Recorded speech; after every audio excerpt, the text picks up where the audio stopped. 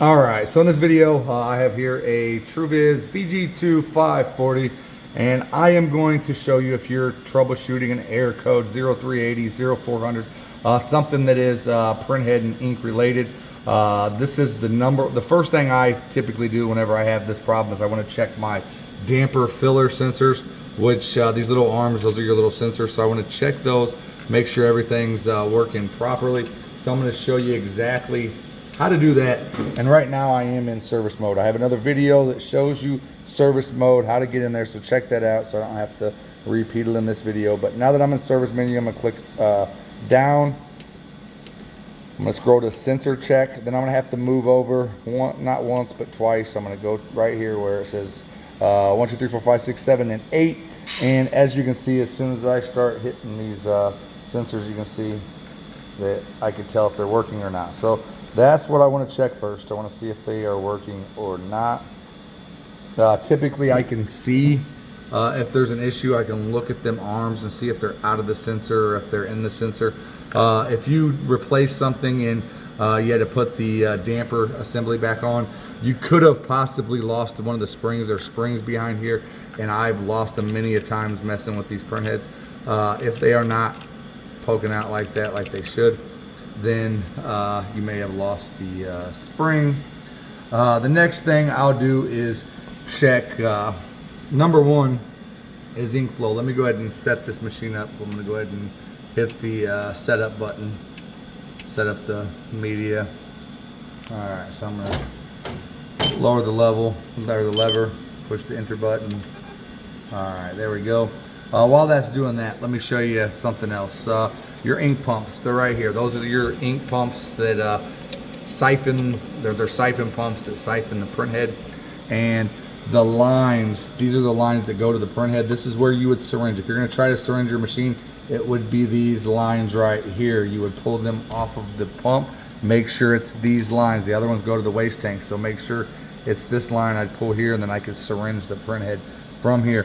We're not syringing from the dampers. Lots of times people contact me and they ask where to syringe from, and they want to syringe from these ink lines or the dampers. No, we want to syringe from the what's it doing? It's doing a liquid cleaning right now, or liquid fill. It's filling the wiper station with liquid right now. It's not going to set up. So what else? We have the wiper pump right here. This is the cleaning solution for the wiper. As you can see, it goes around here and goes to the wiping mechanism, and this one right here is the output to the waste tank. It goes to the waste tank. Also on the tubes right here, these are your output tubes.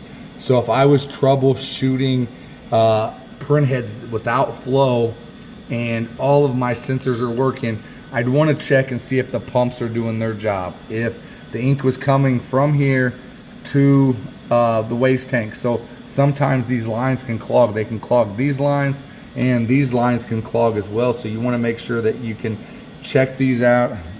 I saw some liquid. I thought it was getting on something, sorry. But you want to take these and make sure they're clear as well. These can get clogged as well, and make sure they flow. I like to fill the cap tops with cleaning solution and run some cleanings. See if they all drain properly, if everything goes into the waste tank as it should. Still 1 minute 29 seconds. Another thing to note about this machine, this one's a different animal than the previous models. Most of the other models, well, the ones before the Truevis lineup, were all gravity fed. The ink would flow through the machine by gravity. This machine actually has pressure pumps that are in the back of the machine that actually shoots the ink to the damper. So what it does is it shoots it, and whenever it knows that it's filled, it will stop. That's what them sensors are for. So this machine knows, hey, this damper is overfilled, we can stop now. Then it will start the suction process that goes from the cap tops to the pumps, if that makes sense. There's ways we can test that as well, which that's what I am waiting on. I can actually push this in, make the machine believe that it isn't filled, and you'll hear the pump come on and shoot it up. So I can inspect that damper and make sure it was getting filled properly. If I did that, then I know that the pressure pump is working correctly. If I had a problem with this head. So if I had a problem with this head, I would do the same thing. I would take my finger here and I would push that in, which would make the pressure pump kick on. I would start moving my finger outward. I'd want to take some pressure off of it because I wouldn't want to blow the bag that's inside there that actually houses the ink, because if I kept pressure on this, okay, which I should be able to show you that in 2 seconds. All right, so now that it's set up, I'm gonna go ahead and do a cleaning and let you watch what actually goes on here. I'm gonna go function, cleaning. I'll just do a medium cleaning right here. And what the machine is gonna do, you're gonna hear from the back, you're gonna hear the pressure pumps kick on and start pushing the ink, and you'll see them little arms go out.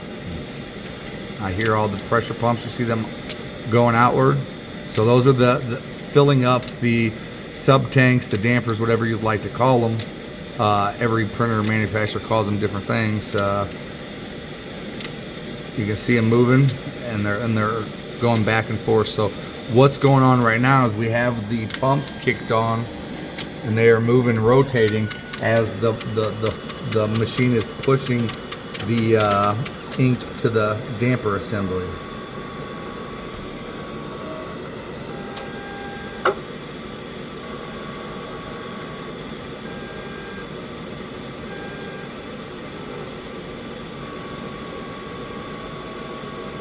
And while it's doing that, I just replaced all them cap tops. Looks like everything's working smoothly. Let's take a look at other parts. Okay, so here we have the head carriage board, which you'll notice you have them little transistors back there. If you're familiar with any of the older Roland printers, them transistors, this group of little transistors right here, these are typically on the main board. So those are in place those actually turn on and off the printhead.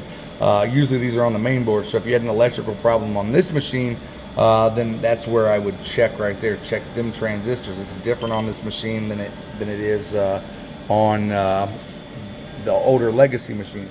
And it's actually telling me something's going on with orange, which there's not. The orange is brand new and full, so let me pop that back in there.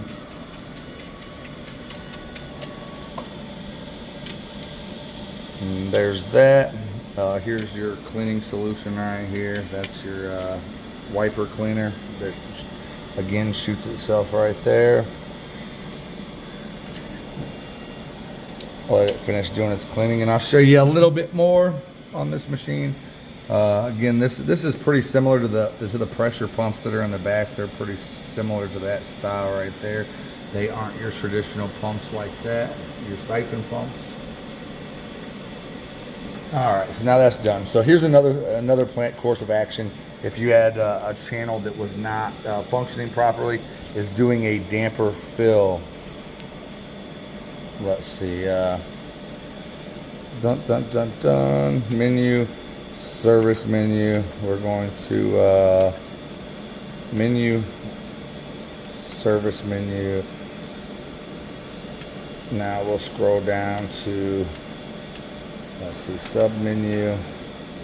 Here's the change the ink type, fill ink, pump up, head wash, fill damper. This right here, you can fill the damper and you can choose which one you want to fill. Either side A or side B. This may help with that 0400 error or that 0380, possibly. But that's pretty much it. That's where I check. That's the purpose of this video. I get lots of people asking me questions about this machine. Not my favorite machine. I do not enjoy working on them. They're so much more complex than the legacy models again. But hopefully this helps someone, and you're able to troubleshoot where your problem lies.